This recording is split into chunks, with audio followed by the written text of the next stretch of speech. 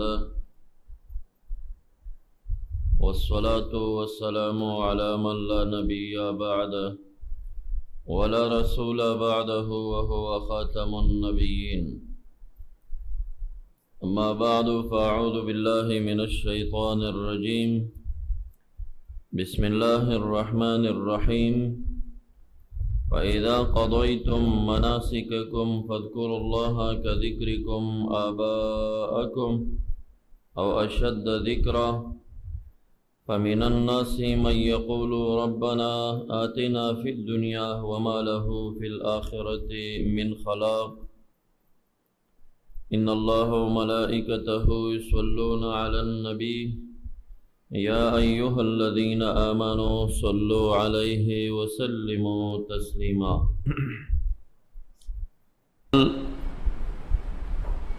فبيان دا تعریف دا علم مناظری او موضوع او غرض دا علم مناظری کی سرا دا بیان دا معنی اللغوی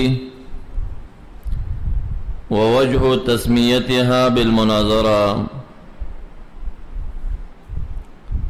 المبحث الأول في بيان تعريف علم المناظرة وموضوعها وغرضها مع بيان معناها اللغوي ووجه تسميتها بالمناظرة. المبحث الثاني في بيان قسمي الدليل ودفعهما مع ذکر بعض اصطلاحات فن المناظرہ.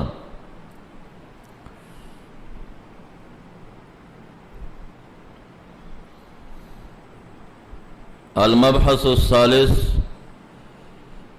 في إثبات علم المناظرة وكونها من أهم العلوم. المبحث الرابع في بيان شرائط المناظرة. دا زمونږ د نننی درس چې اولین درس دی مشتمل دی په آغاز د کورس مناظره باندې. موږ مشتمل وګرځو په اربعه مباحث باندې. مناظره لغتاً یا ماخوذه ده د نظیر نه او یا ماخوذه ده د نظر نه.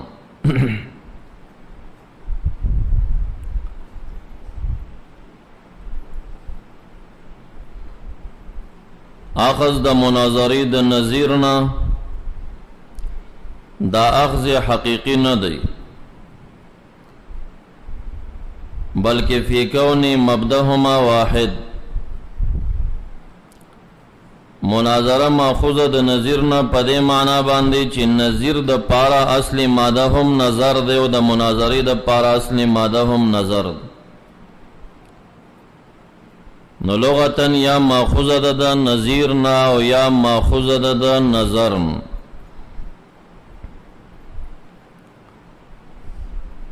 که ماخوذه د نظر نشي بیا دغه نظر دره مختلف معانی دي. یا نظر پا مانا دا التفات النفس الى المعقولات سر. التفات النفس الى المعقولات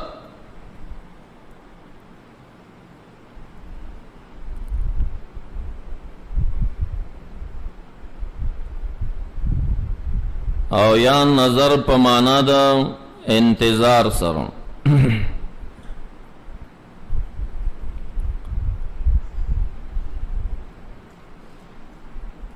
او یا نظر پا مانا دا تأمل فی المعقولات سر.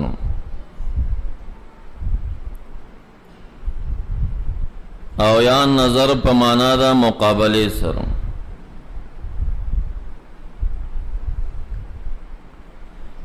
نو لغتاً یا ماخوذ شوا دا نظیرنا یا ماخوذ دا نظرنا. که ماخوذ دا نظر نشی یا بمانا التفات النفس للمعقولات یا بمعنى التأمل في المعقولات یا بمعنى المقابلة یا بمعنى الانتظار. دا د اصل مادی غاخش ربط دغه مناظری مصطلح د هغه معنا لغوي سره شته دی. کما خوزه د نظیر نشي، نظیر په معنا د هم مثل باندې، نو شرط بیا په مناظره کې دا دی چې یکون احد المتخاصمین نظیرا مع الاخر فی العلم، ای یکون احد المتخاصمین نظیرا مع الاخر فی العلم. دو جګړه مار او مناظرین نو شرط دا شه چې دا یو به د آخر هم مثل په علم کې وي. داسې بنوي چې دا یو صاحب علامة الدهر شیخ الحدیث دی او هغه دویم د درجه اولی طالب دی، او یا یو عام جاهل. دا عالم مناظرات جاهل سره فضل، دا عالم شیخ الحدیث مناظرات یو کم فهم طالب سره فضل. امام شافعی رحمت اللہ تعالی علیہ بفرمائل کلما ناظرت عالما ابهته وکلما ناظرنی جاهل ابهتنی. ما چې کلم د عالم سره مناظره کړی دا ما عالم پړ کړی، او کما د جاهل سره مناظره کړی دا ابهتنی زئی پړ کړی. نو جاهل سره مناظره نه کی. جاهل هغه عالم د مناظری چیلنجونه باور کول، یو جاهل ویلیو د سره خو زم مناظره کولیش. محضر عام کې د عالم د مقابله څوک نو، نو جاهل و تراغ. نو جاهل د عالم نه تپوس کوي چې زتانه او تپوس کوم تا د علم اندازه لګوم ویسا. نو دا لاسی دا سے اور تپزم کراخ کدا سے کگی وگی کرخی ویستی ویدا سے شیدی. عالم حیران شو چې دا سا کم شکل را تجوڑ کده هنسی اوی دا بچتا غٹا بلاوی دا یرزخو پوی نشم پا دیوان زازوی تا تا گور و ما سر مناظری تا گور. دا خو چې کلا غوی یا میخ سنڈا کلا پلار روانوی بولی کئی نو آغا د مزل په حالت کې د بولو کرخه دغه سیوی. نو د جاهل مناظره وی عالم پړ کن. نو کما خوزه د نظیر نشي په معنا د هم مثل سره، نو شرط دا چې یکون احد المناظرین یا متخاصمین نظیرا مل آخر فی العلم. او کما خوزه د نظر نشي نو کدا په معنا د انتظار سره شي ربط د معنا لغوي د مصطلح سره شته دی. پدې کې چې احد المتخاصمین لرا لائق او جدیر دادا چې اينتظر احد المتخاصمین الى ايتم کلام الاخر. یو د متخاصمینو به انتظار کوي تتمیم د کلام د آخر لر. نو مناظره کم یو بل ته انتظار وی، یو غگیگی غبل غلی وی، دویم غگیگی غبل غلی وی. او کدا ورکنوی بیاغا منازعی و مجادلی دی مکابری دی داغی تعریف را روان. او کما خوزه د نظر نه په معنا د تأمل سره شي ربط د لغوي معنا د مصطلح سره دا د چې پدې کې اشاره ده الی اولویت التأمل بأن لا يقول احد المتخاصمين ما لم يتأمل فيها. نو پدې کې اشاره اولیت د تأمل لره شو، او یو د متخاصمینو بغیر د پوره سوچ او فکر نه قول نه کوي، کوي وکړه ګیریږي.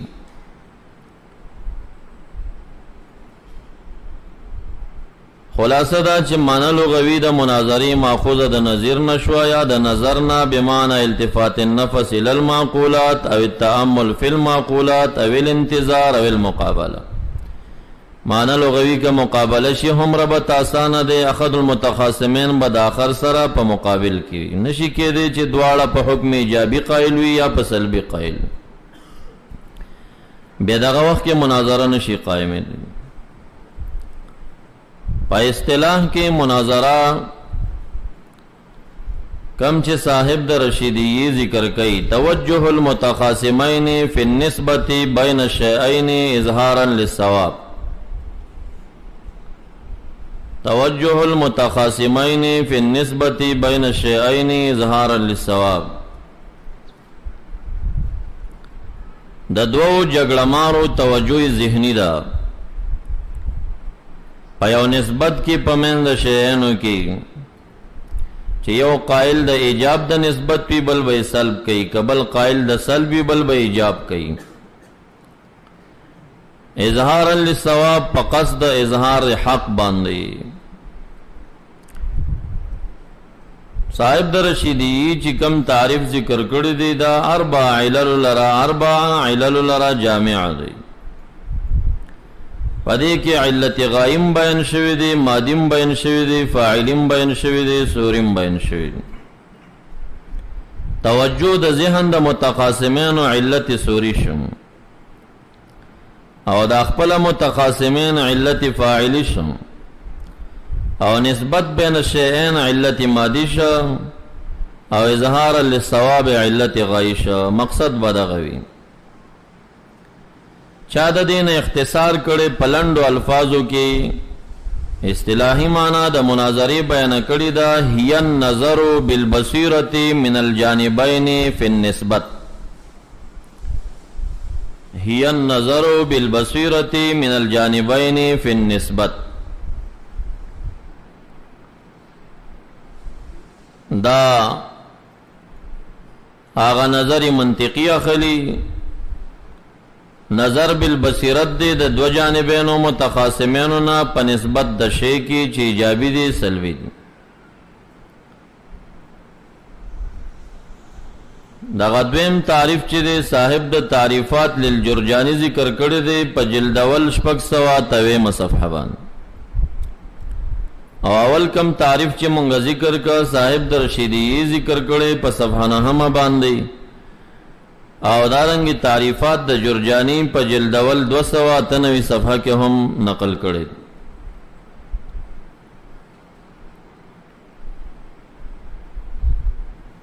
ابو الخیر په مفتاح السعاده کې د تعریف د علم مناظری الفاظ دا ذکر کوي هو علم یبحث فيه عن کیفیت ایراد الکلام بین المناظرین.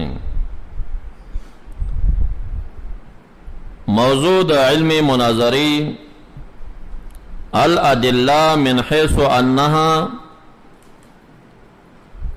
تثبت المدعا علی الغیر.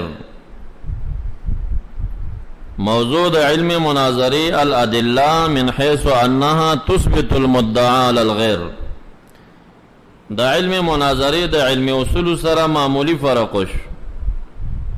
په علم اصول کې موضوع چې کم دا ادله اربعه دي. کونها مثبت المدعا او غیر مثبت المدعا غین ساکت. خپل دا ادله اربعه موضوع د علم اصول ده.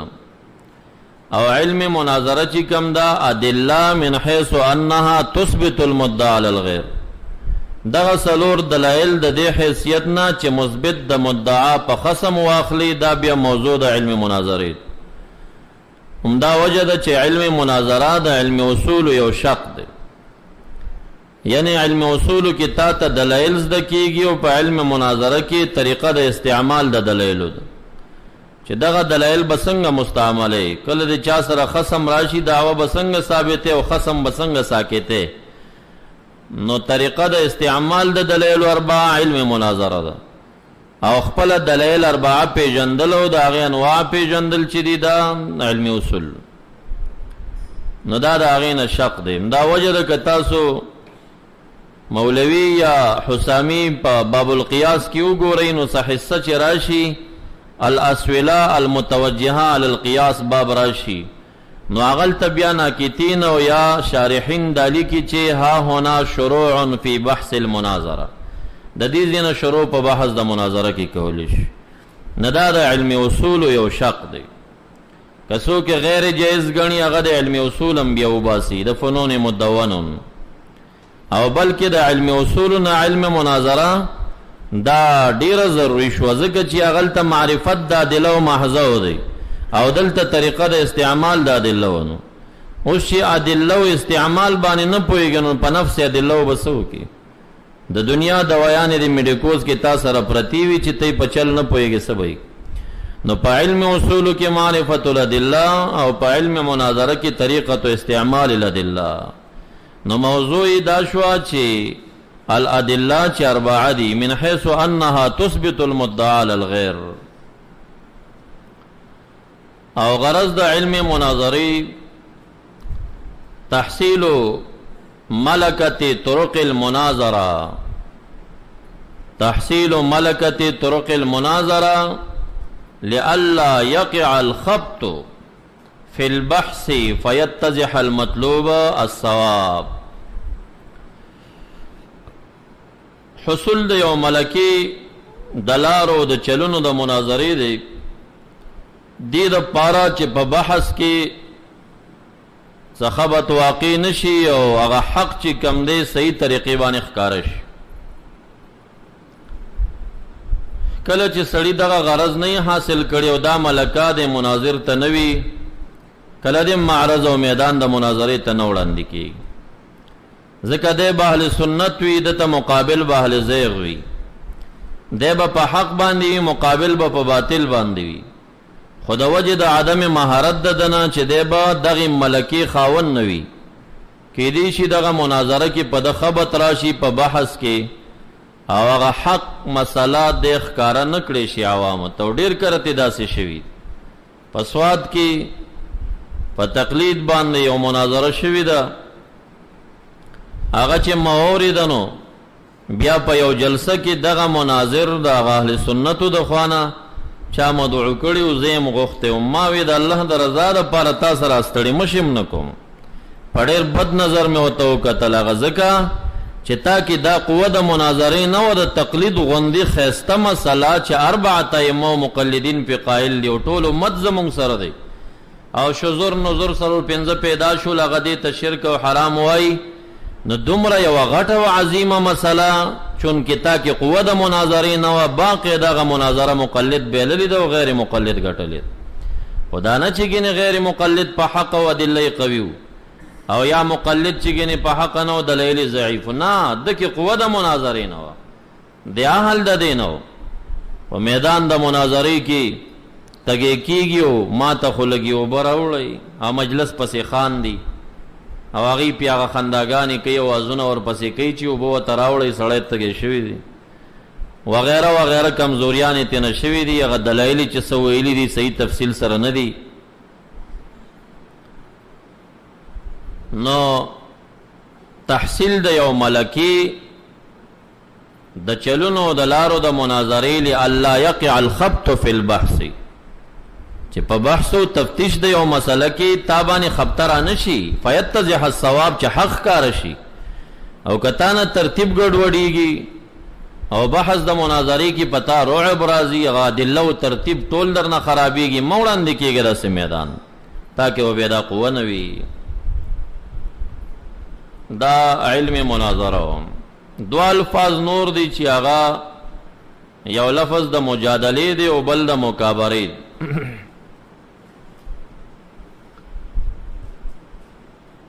مجادله او مکابره دا دواړه الفاظ د مناظرې سره په مصطلح معنا کې قربت لري، ولی فرق شته په بعض قید کې. مجادله هي المنازعه لا لاظهار الصواب بل لالزام الخصم.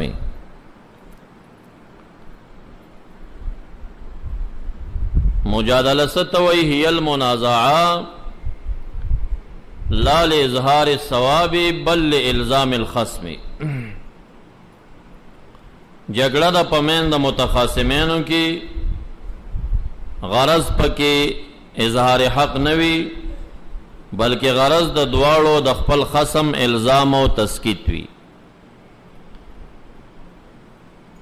چون کې غرض باطل دی، غایه باطل ده، جایزه نشوه، اظهار حق نشته، الزام د خصم. دریم مکابره ده. مکابرہ ہی المنازعہ لا لإظہار الصواب ولا لإلزام الخصم. داغا جگڑا دا پمین دا متخاصمینو کی چه غایه ورکی اظہار حق هم نوی و الزام دا خصم هم نوی.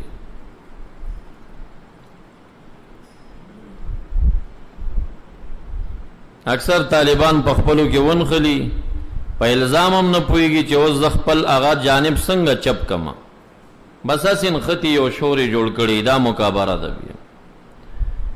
دا فقط یو جانب پا بل جانب بان زان تا کبر و علو ثابت ہے بس چه زتانا علیم تا تسرنک دماوی زتانا علیم تا تسرنک. اظہار حقم مقصد ندے او الزام دا خصم مقصد ندے. یو بل تخپل علو خودل.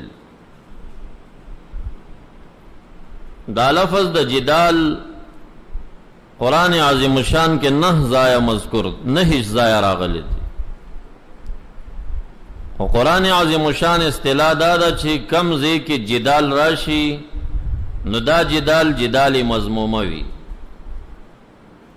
دادغا اظہار حق پا نیت بانی چی کم منازعہ شوی چی مناظرہ ورطا ویاغا نوی بلکہ لال اظہار الثواب چی کم تعریف دا مجادلی منگو کا مصطلحہ دغا جدال چی دے دی تا جدال مضموم ویلیش. نہ زایا قرآن عظیم شان کی جدال راغلی دی خدا دا صفات دا اہل کتابو دا غلط و خلقو نگر زولی شوی دی. کٹول تفصیل کے زم نو وقت بونی سی خو دری زایا پدے نحو شو زینو کی دری زایا جدال مذکر دی چاگا جدال ممدوحہ دی مضمومن دی. باقی دا غین چا سمر جدالات قرآن عظیم شان کے لفظ دا جدال رازین و آغا بد وی مضموم وی قبح وی ذکا اظہار حق بکی نوی. مثلا سورہ بقرہ کی رازی فمن فرض فیہن الحج فلا رفسا ولا فسوقا ولا جدالا فی الحج. سورة نساء کے رازی ولا تجادل عن الذین یختانون انفسهم. سورة النساء کے بیارازی ہا انتم ہاولائی جادلتم عنہم فی الحیات الدنیا. تاسو دینا پدی دنیا کے جدال کوئی انو بیا فمن یجادل اللہ عنہم یوم القیامہ ام من یکون علیہم وکیلا جدال مضموم دیدام. سورة انعام کے رازی حتی اذا جاؤک یجادلونک یقول الذین کفروا ان هذا الا اساطیر الاولین. سورة انعام کے آغا بیا رازی وَإِنَّ الشَّيَاطِينَ لَيُوحُونَ إِلَىٰ أَوْلِيَائِهِمْ لِيُجَادِلُوكَ چه دی تاثر جگڑیو کی. نو دا جدال لا اظہار الحق دا اظہار ثواب دا پارا ندے آغا جدار مصطلح چه مضموم دی آغا مراد. سورة اعراف کے رازی تجادلوننی فی اسماء سمیتم وانتم وآباؤکم ما نزل اللہ بها من سلطانا. سورة انفال کے رازی یجادلونکا فی الحق بعد ما تبینا کانما یساقون الموت وهم ينظرون. سورة ہود کے رازی قالوا یا نوح قد جادلتنا فاکثرت جدالنا. یا سورة ہود کے ثانیا رازی فلما ذهب عن ابراہیم الروع جاءته البشرى یجادلنا فی قوم لوط. دا نہ زایا جدال راغلی دی اکثر دا دینا جدالی مضمومہ مقبوحہ دی. خودری زین دی چی آغا جدال لفظ قرآن عظیم و شان کشت دی خو آغا جدال جدالی ممدوح دی مضموم ندے مراد. یو داغینا صورت نحل کے رازی ادعو الى سبیل ربکا بالحکمہ والموعظۃ الحسنہ وجادلہم باللتی ہی احسنہ. دا خطاب رحمت عالم تا دی. نو دلتا مراد دا جدالنا آغا مصطلح ندے مضموم چھے ہی المنازعہ لا لإظہار الثواب بلکہ اظہار دا ثواب دا نبی علیہ السلام مقصد دی. دغا جدال مستثنا دے دلتا جدالنا مراد مناظرہ دا دینا مراد مناظرہ دا جدالی مقبوحی مضمومن دے مراد.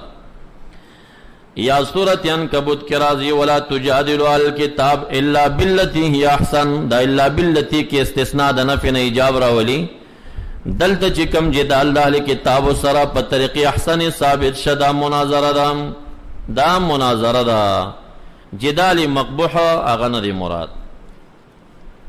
یا سورہ مجادلہ کے قد سمع اللہ قول التي تجادلك فی زوجها، نو التا مراد د جدال د هغه بیبینا چې کوم خوله بنت ثعلبة الانصاریه وا شان نزول تاسو ته معروف وي، د خپل خاوند اوس ابن صامت رضی الله عنه سره کوم نزاع چراغلیو، نو دغه جدال کې په حق باندې دغه بیبي وا د جدال مضموم نو بلکې جدال تجادلک فی زوجها، د دې مقصد اظهار حق. دا نهی ځای قرآن عظیم شان کې جدال راغلی دی، درې ځایه ممدوح مناظره مراد ده، اظهار حق مراد دی، باقی اکثر مواضع آغا جدال مصطلح دی چې آغا لا اظهار الثواب او جائز نه دی. بیا قرآن عظیم شان کی کله کله د دغه مناظره مجادله منازعه مکابره د دین تعبیرونه په لفظ د حجت سره کیږي، لفظ د حجت سره، نو دا وی ضایع قرآن عظیم شان کی محاجات ذکر دی، لکان سورہ بقرہ کی اذا لقوا الذین آمنوا قالوا آمنا واذا خلا بعضهم الى بعض قالوا تحدثونهم بما فتح الله عليكم ليحاجوكم به عند ربكم، محاجات ذکر. یا سورہ بقرہ کی راضی قل تحاجوننا فی اللہ ربنا وربکم، نو دا محاجات عاموی. قرآن عظیم شان کی کلا محاجات دلیل بازی داغا مناظری لإظہار الحق مراد دا، و کلا کلا مجادلہ محضا آغا مضموما لا لإظہار ثواب مراد وی. یا من حیث خرجتا فول وجهک شطر المسجد الحرام حیث ما کنتم فولوا وجوهکم شطر لئلا یکون للناس علیکم حجا، دلیل پاتنش.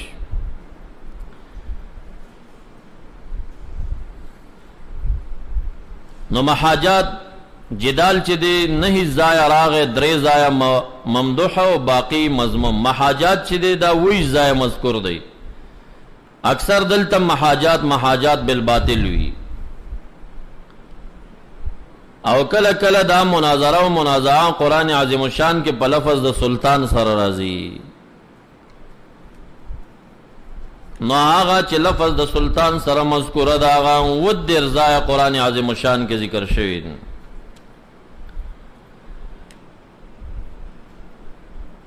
سنلقی فی قلوب الذین کفروا الرعب بما اشرکوا باللہ ما لم ينزل به سلطانا، مونگ پائی دلیل نے نازل کری. یا واتینا موسیٰ سلطانا مبینا وغیرہ،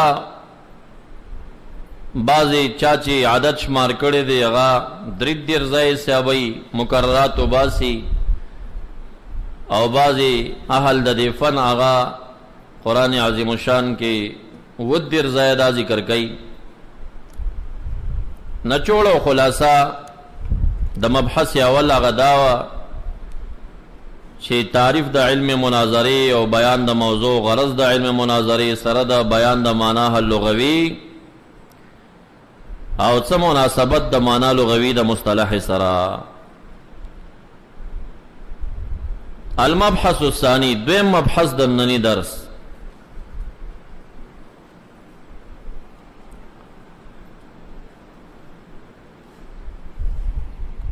فی بیان قسمی الدلیل و دفعهما.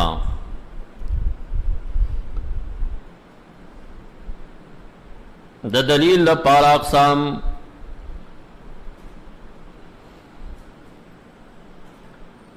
سره دا بیان د بعض اصطلاحاتو دا فن د مناظری.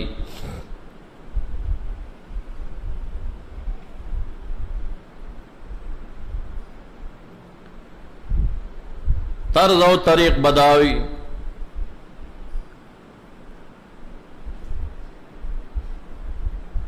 دغه متخاصمین چې یو مسله شرعي کې دی اختلاف لري، یو جانب بازان مدعی کی بل با سائل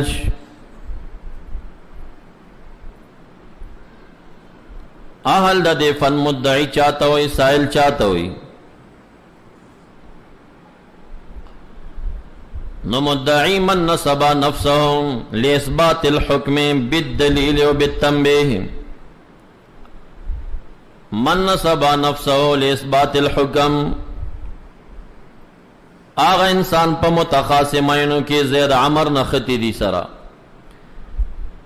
دغا متخاصمینو کی کم انسان چیزان ادرو لإثبات الحکم دیو حکم دا ثبوت دا پارا بالدلیل فی النظری و بالتنبیہ فی البدیہ دتا مدعی ویلیش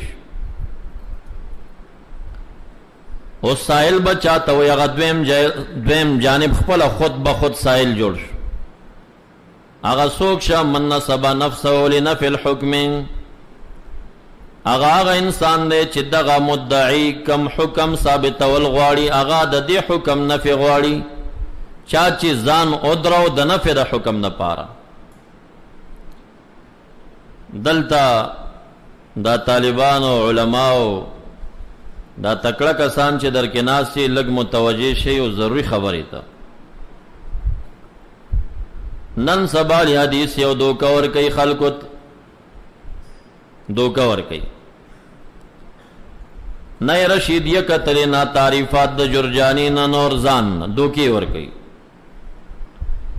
سمرا مسائل چه زمونگ دوی مینز کی نن سبا نزاعی دی اکثرا مونگا مثبتین یو دوی نافیین داسی دی اکثر داسی منگ دعا بعد سنت ثابتو دوی نفی کئی منگ دعا بعد الجنازہ ثابتو دوی نفی کئی منگا توسل ثابتو دوی نفی کئی منگ تبرک ثابتو دوی نفی کئی منگ کرامت ثابتو دوی نفی کئی منگ اصال ثواب ثابتو دوی نفی کئی منگ طریقت ثابتو دوی نفی کئی منگ وجد ثابتو دوی نافیین دی منگ مثبتین دی صحیح شوا دوی لنٹا ترا تاوشی چی الدلیل علی المثبت لا علی النافی دلیل پا مثبتی پا نافی نہیں تا دلائل وایا زما دلائلو کار نشتا دلیل بتوائے دا دو قدر کئی تاتاو دے غریب نا خبر دیں نا زان پوئی کا مدعی چاہتوئی من نصب نفسه لإثبات الحکم لا للحکم الاثباتی یا للحکم الموجبی دانشتا مدعی چاہتوئی چی آغا زان نصب کا دا حکم دا اثبات دا پارا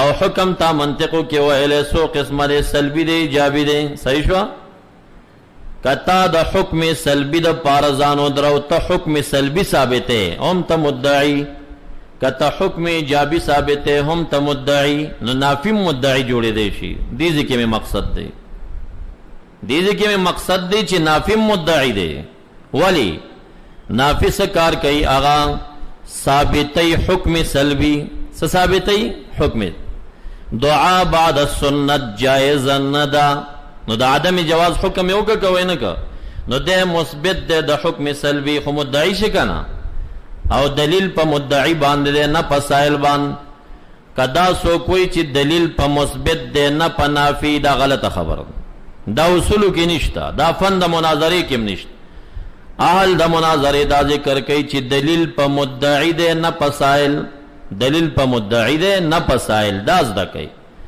دا نا چی دلیل پا مثبت دے نا پا نافی دا نشتا کتبو کی دلیل پا مدعی دے نا پا سائل اس مدعی چاہتا ہوئی من نصب نفسه لإثبات الحکم لا للحکم الاثباتی والموجبی دس تعریف مکوا چی مدعی آگا دے چی حکم ایجابی ثابت ہے دا چام نہ دے کڑے مدعی آگا دے چی اثبات دا حکم کئی کم حکم یا ایجابی یا سلبی یا ایجابی یا سلبی کشے جائز دے ایجابی حکمیوں کا او دا ثابتو دا مدعی دا شے جائز نہ دے سلبی حکمیوں کا اس دا ثابتی نو اغم مدعی دے نو دلیل پا مدعی باندے دے کا مدعی دا حکم ایجابی وی کا مدعی دا حکم سلبی وی دوارا بدلائلو آئی دا یو پا خانه نزادہ دا داودی ظاہری ابن حزم ظاہری دا امام الباج المالکی سران یو عظیم مناظرہ پا خاطر شوی آغا وقت کی اربعۃ ائمہ اصولین ټول پدې متفق لکه څنګه چې مثبت دلیل پیش کړي نو نافی بم دلیل پیش کړي. دا د څلورو مذهبونو د اصول متفقه فیصله ده. دلیل په نافیم دی، دلیل په مثبتم دی، خو فقط په فند مناظره کې چې یو مدعی شنو په سائل په دغه ټیم کې دلیل نشته. مدعی به اثبات کوي او سائل به یا جواب کوي یا به تسلیمی کوي د دعوی. که جواب یو که فبها گنی تسلیم بکئی. بیا چې کله مدعی دعوی ثابته نکړې شو اوس به خبره الټه شي، سائل به مدعی شي. ولی مدعی به ایجاب کو د بسل هغه مدعی اوس به سائل مدعی شي، هغه مدعی به سائل شي. صحیح شو؟ اوس دې به دلیل شروع هغه به یا جواب کوي یا به تسلیم. فن مناظری دا وایي. نو دغه یو پیچیده زبانه چې دوکم نکی خدشه دروانه چې دلیل په مثبت دی نه په نافی. دا په اربعۃ ائمه اصولو کې د چا قولم نه. اربعۃ ائمه دا وایي دلیل په نافیم دی، دلیل په مثبتم. نافی بم دلیل وایي، مثبت بم دلیل. دعا بعد سنت جائز نه ده، اب مزدلیل وایي چې جائز نه ده. چا ویلی چې جائز نه ده؟ قرآن عظیم شان کے بنا ہے، خواہ حدیثوں کے بخائے، فقہ کے بخائے، خواہ بکنا. اربعۃ دلذی کتاب اللہ سنت رسول اجماع قیاس دلیل بخائے. کتوائی چه ثابت دا جائز دا تبم دلیل خائے. نو دلائل پا دوارو دی، هم پا نافی هم پا مثبت بان. البتہ پا فند مناظرہ کی چی یو مدعی شبل سائل شا دغا ٹیم کے پا مدعی دلیل شتا پا سائل نشتا. چې مدعی دعوه ثابته نکړې شو او سائل مدعی وګرځید اوس باغه به دلیل وای، به باغه دلیل. نو تاسو دې تعریف ته ګورئ دي کې پیچیدګي ده.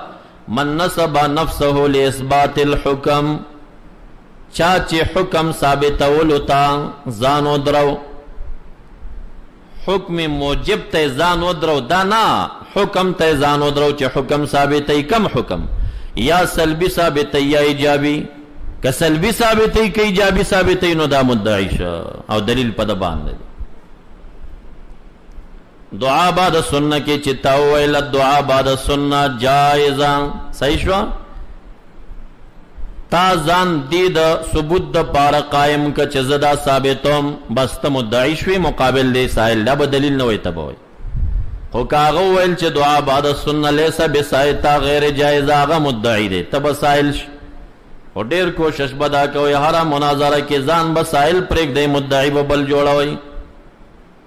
دا ورستو شرایطو کې براشي، شرایطو کې بداراشي چې خصم به په دلیل کې مخکې کې. نو مقصد هم دا دی چې خصم مدعی که چې دلیل شروع کی. کم ځای کې چې خصم په دلیل کې د مخکې کنو پړوي، کته په دلیل کې مخکې کې تب پړي. نو چلو طریقه د مناظره دا چې ځان با ولین مدعی نه جوړه، سائل جوړ، هغه به مدعی جوړ. هغه چې مدعی شونه دلیل پاغش بس ته اعتراضونو تکې ناشته. اوس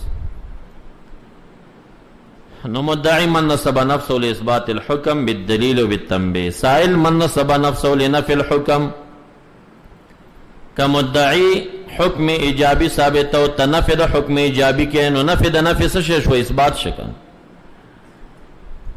او کاغه حکم سلبی ثابت او تو اس حکم سلبی نفی کې نو ایجاب شو. کاغه حکم ایجابی ثابت او ته ایجابی نفی کې نو سلب شو. نو دغه دواړو ته سائل ویلې شي. هر چې دلیل دوی چاته ویل مرکب من القضیتین لیتعدى بهم الى مجهول نظری. ماغه مناطق چې کوم تعریف کړي آغا چه مرکب د دو جملو نوی خدا معدی وګرځيږي تا په سبب د دې قضیتانو سره ترتیب ورک او دا معدی شي په سره مجهول نظری لرام.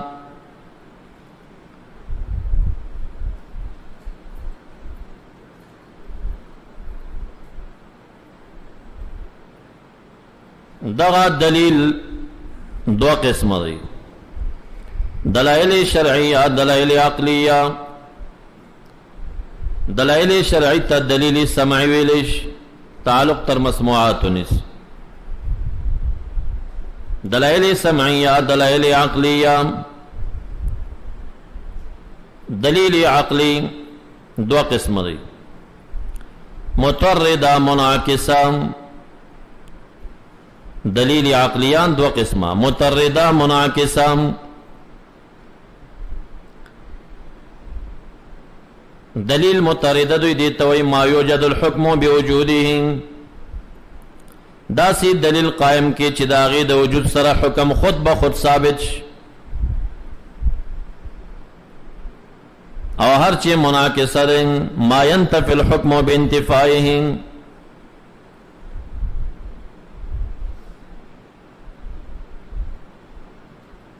ما ینتفی الحکم بانتفائه.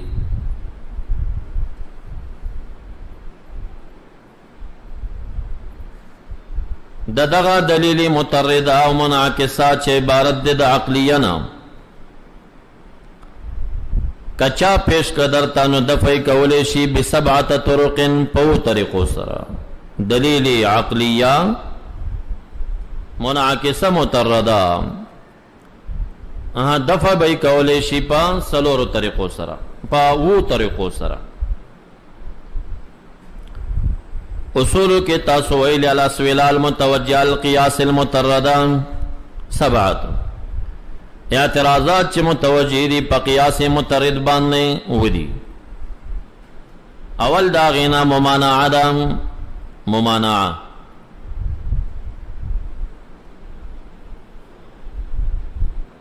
دویم داغینا القول بموجب العلہ.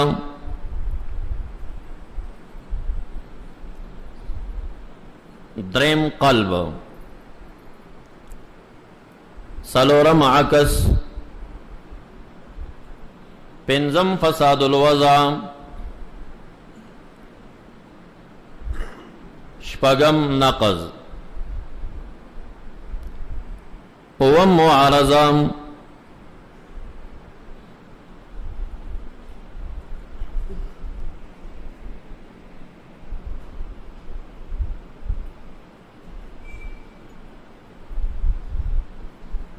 دلیل عقلیہ متردہ یا منعکسہ دفع کولی شی پا سبعت طرق باندے یا پا ممانعہ باندے.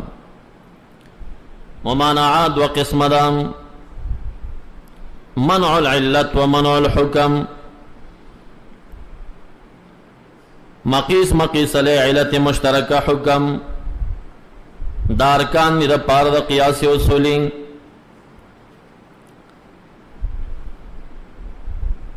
صغراؤں کبرا حد اوسط نتیجہ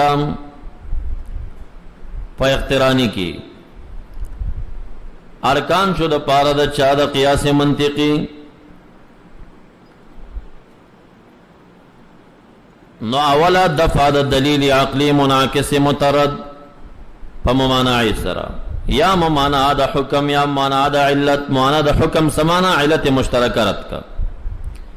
مقیس مقیس علی علت مشترک و حکم دا علت مشترک پک نفی کا غید پار لارو گورا چه علت مشترک باطل ش، نو حکم خپلا ختم ش. قیاس دا مقیس پا مقیس علی باطل ش. او دویم منع الحکم علت تسلیم کا خو حکم ممانا. دا دوارو دا پار اصولیین زمانگا و دا شوافیہ و پمینز کی او مسئلہ اختلافی مثال کے پیش کئی.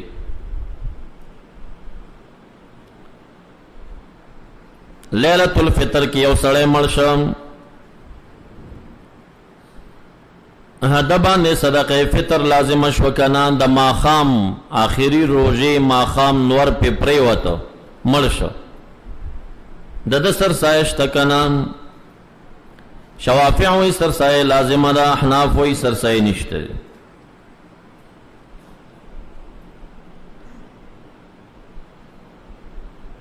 شوافع و فیصل جوڑے حکم جوڑے صدقۃ الفطر توجب علی موته لیلۃ الفطر. شپدا والا اختر کی پمرک سران واجب شو صدقہ.